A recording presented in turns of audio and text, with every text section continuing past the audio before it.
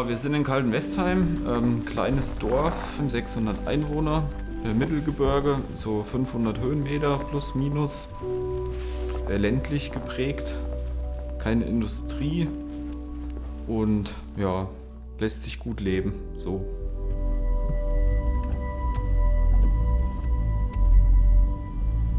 Die meisten sind trotzdem geflüchtet vom Land in die Stadt zum Studieren und sind verschwunden. Ja, manche sind geblieben, die wenigsten sind in der Landwirtschaft geblieben oder in die Landwirtschaft zurückgekehrt.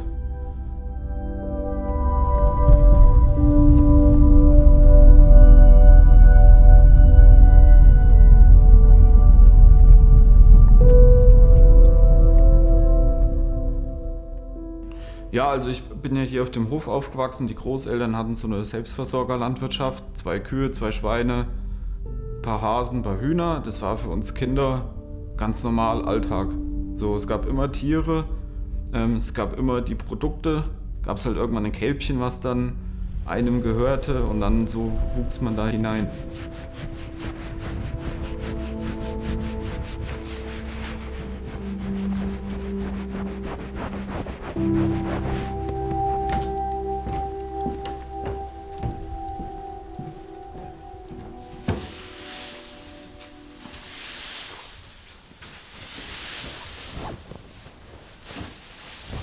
Landwirtschaft ist kein attraktiver Beruf. Schlechte Arbeitszeiten, weil viele Stunden und auch zu Zeiten im Sommer, wenn das Wetter schön ist, muss viel gearbeitet werden. So. Das schreckt halt viele junge Menschen ab. Zweitens ist es finanziell auch nicht so, dass man sorgenfrei durchs Leben geht, sondern ist schon viel von Idealismus geprägt. Ich habe ein duales Studium gemacht. Da hat man ja schon so, lernt man den Arbeitsalltag kennen. Ich habe auch also Studium abgeschlossen. Ich hätte auch ganz normal arbeiten können als Ingenieur. Hätte ich es aus mancher Perspektive vielleicht auch einfacher haben können.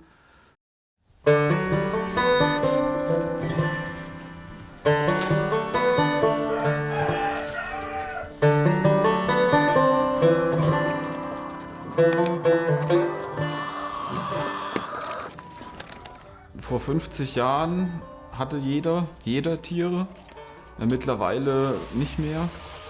So kleine landwirtschaftliche Betriebe, die das im Vollerwerb oder Nebenerwerb betreiben, gibt es fast gar keine.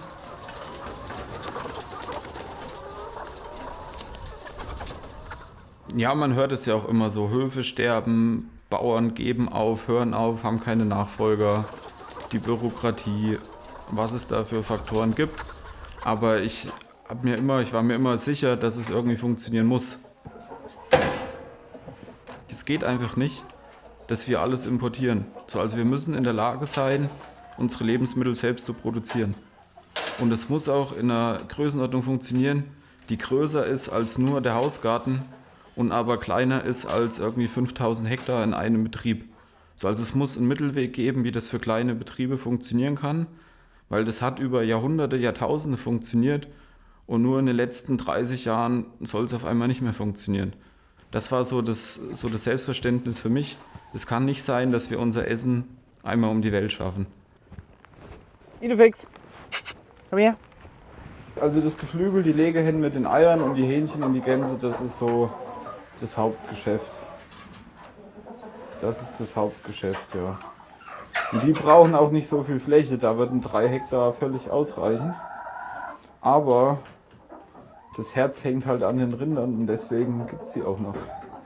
Wenn man das jetzt mal richtig hart kalkulieren würde, müsste der Rotstift angesetzt werden und das will man halt nicht.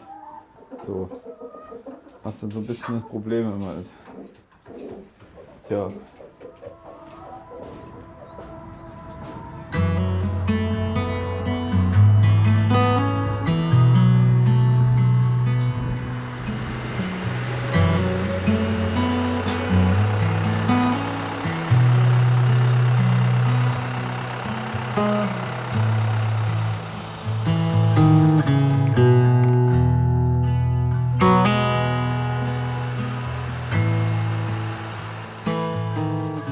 Die sind einfach cool.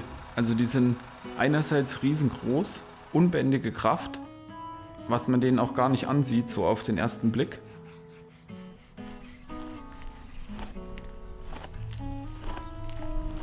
Aber gleichzeitig total ruhige, gutmütige Geschöpfe.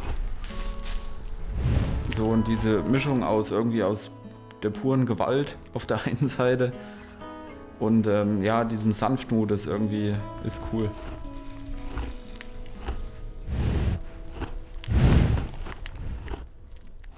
Also wenn das jetzt alles klappt, wenn die eine gute Mutterkuh wird, wenn nichts schief geht, in 15 bis 20 Jahre, so ganz grob.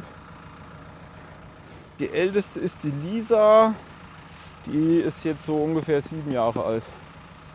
Das ist so die älteste. Und das ist übrigens die Mutter von der Rosa und auch von der Lotti.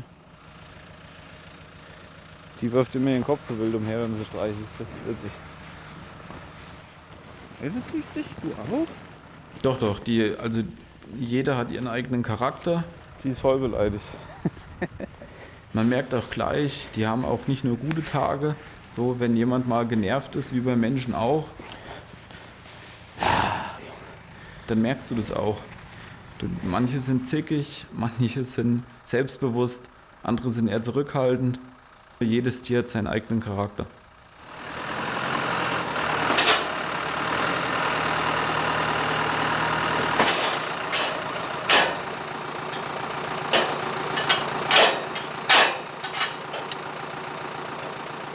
In meinem Verständnis ist natürliche oder biologische Landwirtschaft mit dem zu wirtschaften, was die Natur einem gibt. Und Gras kann der Mensch halt nicht essen. So, und dann gibt es 2 Möglichkeiten. Man überlässt es der Natur oder man nutzt es. Und das geht halt am allerbesten durch Wiederkäuer, weil die sind ziemlich gut darin, Gras in Fleisch umzuwandeln.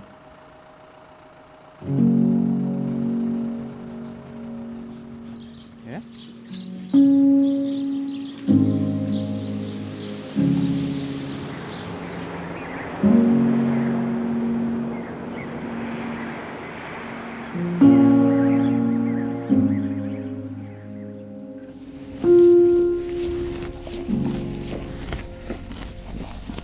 Ich für mich esse halt gerne Fleisch und ich möchte auch gerne Fleisch essen. Und für mich ist es auch okay, dass dafür dann ein Tier stirbt.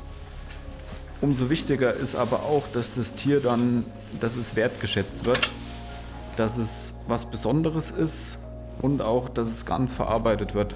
Dass nicht nur die Edelteile gegessen werden und der Rest fliegt auf den Müll.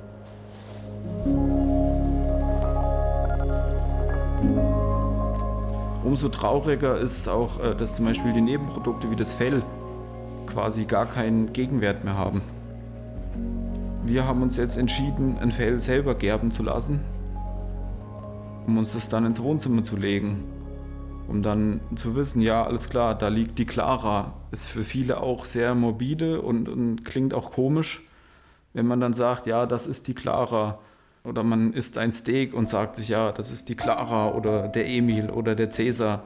Viele Leute finden es sehr komisch. Für mich ist es auch wieder ein Zeichen der Wertschätzung und auch zu sagen, ja, ich freue mich, wir können das essen, was wir produziert haben und wir wissen auch, wir haben nichts davon weggeschmissen und das Tier ist nicht umsonst gestorben im Endeffekt. So, und ich finde es einfach schön, Tiere draußen zu sehen. Und deswegen Weidewirtschaft, ja, und ich bezeichne mich auch gerne als Bauer, so, auch wenn es oftmals auch ein Schimpfwort war, eine Beleidigung. Aber ich bin stolz, Bauer zu sein. So.